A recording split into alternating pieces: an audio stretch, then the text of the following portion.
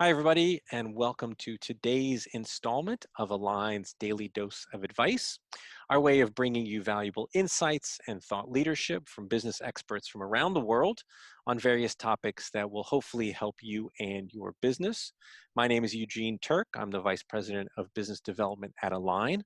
If you'd like to learn more about Align, you can do so at aligntoday.com. And my guest today is Karie Kaufmann. Since 2005, Karie has helped over 500 business owners and leaders achieve their goals and take their businesses to the next level.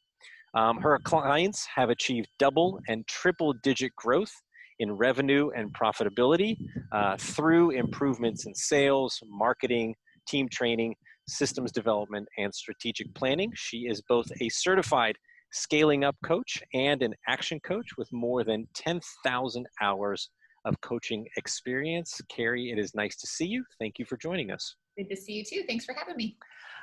Karie, I know most people, like you and I included, have probably more on our plate than usual right now. And I know that you recently posted a quick video to your LinkedIn feed regarding some good advice for what people and business owners can do to identify and really focus on some key customer relations issues to sort of get through this COVID crisis. Yeah. So just to start, do you mind sharing with our audience the key question that you recommend each business ask itself or each business owner ask themselves, and why is it so important what the answer to that question is? Yeah. The key question that I recommend businesses really contemplate, you got to really be honest with yourself with this one, is when your customers talk about you when you're not there, what do you hope they will say? And are you confident now that they would consistently give the answer that you would hope? If you could otherwise script their answer with how they would boast about you or how they would refer you, and then the reason why it's a powerful question is it's a focus question. It allows you to really hone in on it. If we're not confident that our customers would consistently give this response, there's maybe some percentage of time they might be saying something else. Maybe they're apathetic or maybe even upset. That it helps you hone in on what's really important. Because what would it take to reverse engineer that? If this is the response we want to cultivate, what do we have to do, 1 to 10 or 100 steps prior to make sure that that's the result at the end? So that's why it's a really, really powerful question that you're really honest with yourself with. What kind of experience are they having? What are they willing to say out loud to other people? It's very telling. And so particularly during a crisis like this, and as we start to start talking about reopening of the economy in some ways, what are some ways that your coaching clients have focused on maintaining and really relying upon the good relationships that they have with their existing clients, and perhaps even strengthening those relationships, particularly right now? My number one tip for that, which I'm sure people are hearing a lot of places, but that's because it's true, is to be in contact, to just be relational, pick up the phone, direct personal communication. Even if you're a business to business, kind of an industry, business is always human to human. So at a CEO or an executive level, making that list of your top 25 most crucial relationships. But I would even expand it beyond that and challenge every single person in your company to do the same thing, maybe at a smaller level. But even an accounting person or somebody who works in human resources could come up with a list of at least 5 relationships that matter to your business. Maybe those are vendors or suppliers or creditors or debtors or potential future employee candidates. But if every single person at your company is making that list of anywhere from 5 to 25, maybe for some people it's 50 or 100 relationships, and just being out there face to face, not face to face, video to video, Zoom to Zoom, voice to voice, to really focus on relationship building. And sort of continuing on, do you have suggestions on ways that companies can leverage their existing network, really not only of just current customers, but maybe even past customers, to try to increase referral business? Because I know that's obviously one way to sort of get through this time as well. Yeah, absolutely. So in addition to that one-to-one contact, leverage your social media, obviously, and your newsletters, but think about it this way. You're not just sending information. Think about it as equipping your external sales force. Equip them to refer you. how is it going to be easier for them to send you a referral or to make you shareable? In other words, now it could be a special offer or promotion, although I'm not a big fan of discounting just because it erodes profit margins. But it could just be an interesting video or tip or something humorous. Like, what's going to make it, if it crosses their social media feed, what's going to make them want to engage with it or even share it, to forward that email blast to a friend? It's like a tool. It's equipping them to send you a referral that otherwise might not have happened.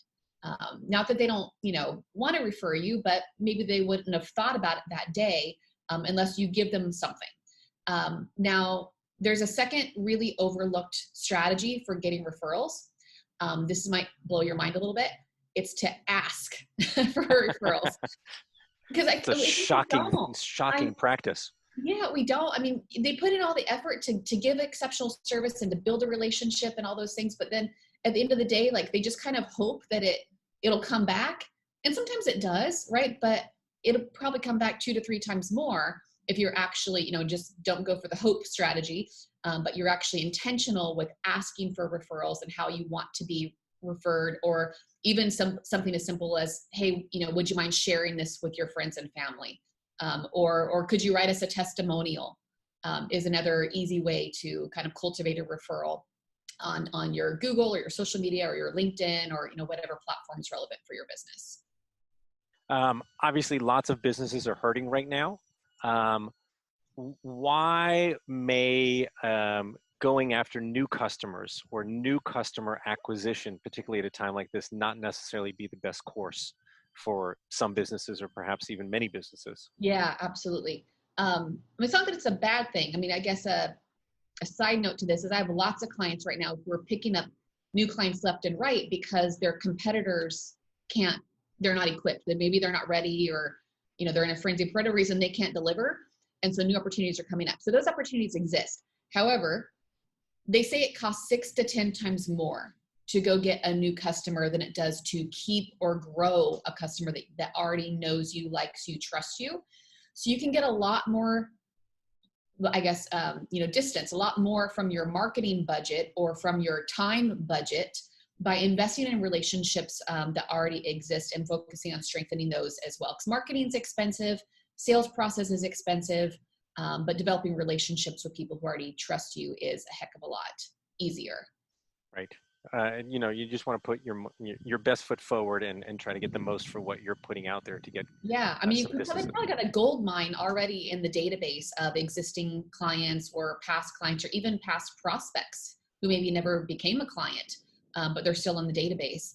And there's probably like, acres of diamonds, right? You just got to dig a little and dust them off, but opportunities sift through them. Yeah. Right. All right, Karie, the question that I ask everyone that comes on the Daily Dose of Advice: what is the number one piece of advice that you are giving your coaching clients right now? My clients cross various industries, but yet there is, I guess, a couple pieces of advice that I give consistently for this moment in time. One is to control your mindset. Right? As my coach always tells me, where there's poop, there's fertilizer. so you have to just be really, really intentional with looking. We have to find opportunities in this. I refuse to not let some good come of it, because otherwise it's just far too painful to be for no benefit at all. Right? So we've got to look for those opportunities.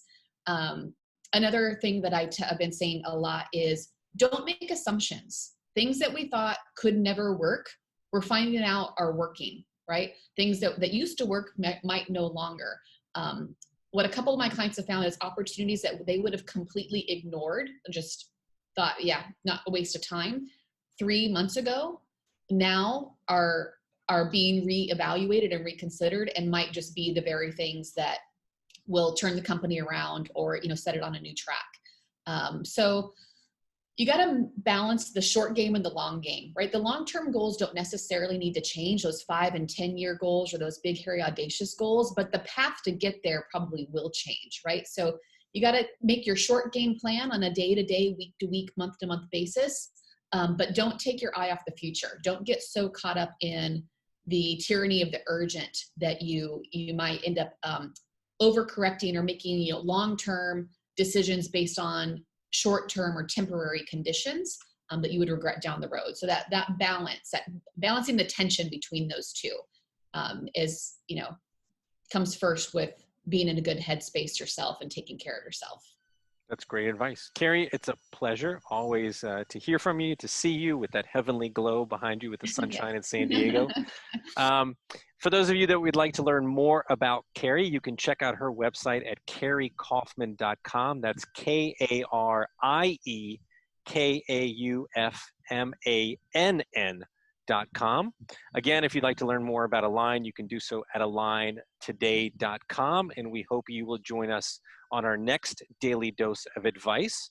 Till then, thanks so much, and I hope you make it a great day. Thanks, Karie. Take care. Have a great one.